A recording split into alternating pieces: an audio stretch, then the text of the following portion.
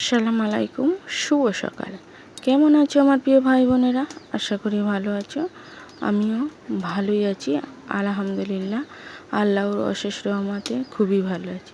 চলো, তা অনেক দিন পরে ভিডিও ছাড়ছি, এবার থেকে রেগুলার শুরু করব। তোমরা আমার পাশে থেকো যেভাবে আছো।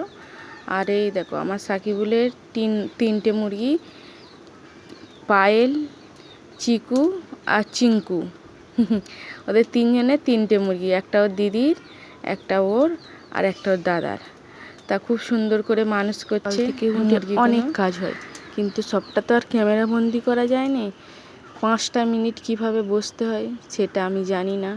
তা কালকেরে ছুটি ছিল, এত ঘুমিয়েছি যে মনে হচ্ছে আমার শরীর খারাপটা বেড়েছে, তাই জন্য। তা যাই পারে হোক, নিজেকেই আবার তো সামলে উঠতে হবে। আমি মনে করি আমার যতটা কষ্ট, যতটা সুখ, যতটা দুঃখ সব নিজের ভেতরে রেখে নিজেই আবার সামলে নিই। তা রান্না করব, অনেকটা বেলা হয়ে গেছে। চলো, অনেক বেলা হয়েছে, রান্না করব। পেঁয়াজ কুচিয়েছি, এখানে রসুন আছে, আধখানা পেঁয়াজ নিয়েছি, আর এখানে মাছ, একটা সিলভার কাপ মাছ কিনেছি, তার সাথে একটা ল্যাটা মাছও আছে। তা পেঁয়াজ অল্প কুচিয়েছি, আলু কুচিয়েছি। তা আমার রান্না অল্প ঝাল মশলা দিয়ে। অনেক বেলা হয়ে গেছে, প্রায় বাজে তা 11:30। আমি রান্না বসাই।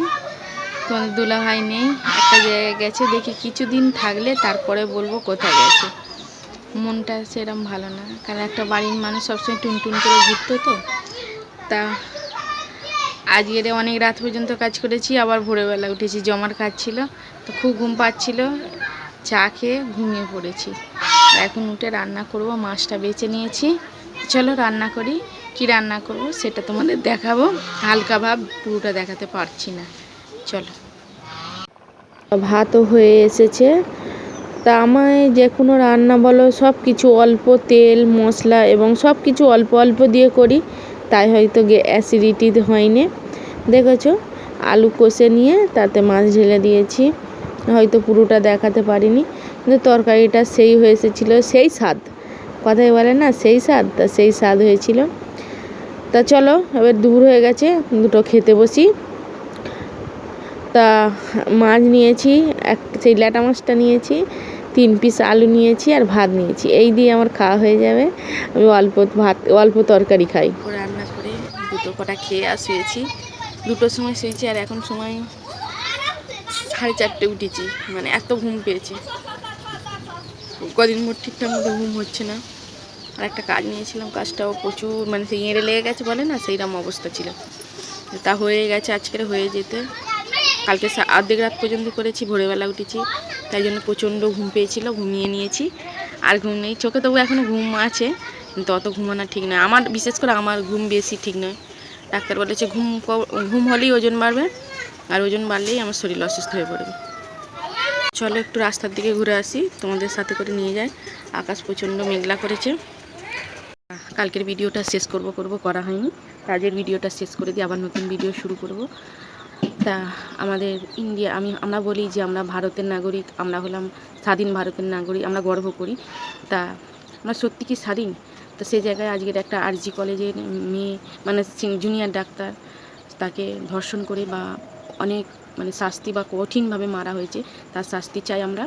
প্রত্যেকটা মানুষ রাস্তায় নেমেছে, আমরা প্রত্যেকটা ইউটিউবাররা যদি একটা করে ভিডিও নামাই, আমরা চাই শাস্তি, মানে ফাঁসি নয়, এনকাউন্টার, এটাই চাই। কারণ একটা মেয়ে এখনও কেন একটা মেয়ে সেফলিভাবে রাস্তায় বেরোতে পারে না? তার অপরাধটা কী ছিল? হয়তো কিছু জেনে বুঝে প্রতিবাদ করেছিল, তা প্রতিবাদের বদলে তার কি এভাবে মৃত্যু? মা বাবার একটাই সন্তান, অনেক স্বপ্ন নিয়ে এসেছিল যে সে ডাক্তার হবে, তার স্বপ্নটাকে এইভাবে মেরে ফেললো, তার দোষটা কী, অপরাধটা কী? তার যে বাচ্চা জানোয়াররা এইভাবে করেছে, তাদেরকে মানে শাস্তি চাই।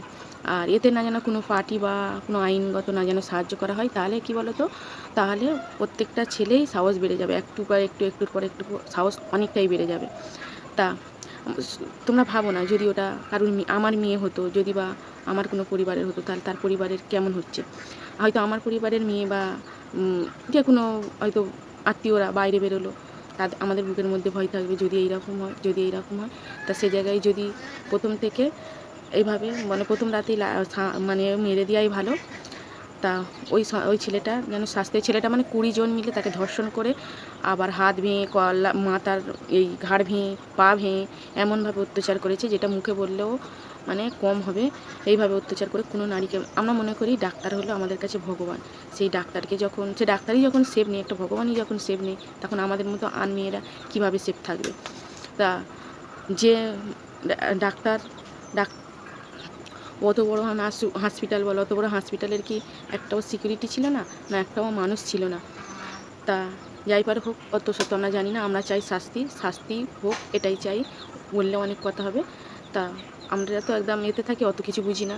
তো যেটাই বুঝি যে যেমনই হোক, তা মানে 20 জন মিলে যেটা তাকে করেছে তার বদলে শাস্তি, হয় এনকাউন্টার নাহলে ফাঁসি। আমি দেশের সরকারের কাছে অনুরোধ জানাচ্ছি। আমার তো ভিডিও দেশের সরকারের কাছে যাবে না, কারণ চেপে দেবে ইউটিউব। তা ঠিক আছে, এবার রাখি। আল্লাহ হাফেজ। সবাই ভালো থেকো, সুস্থ থেকো, আর নিজেরা সেফলি থেকো।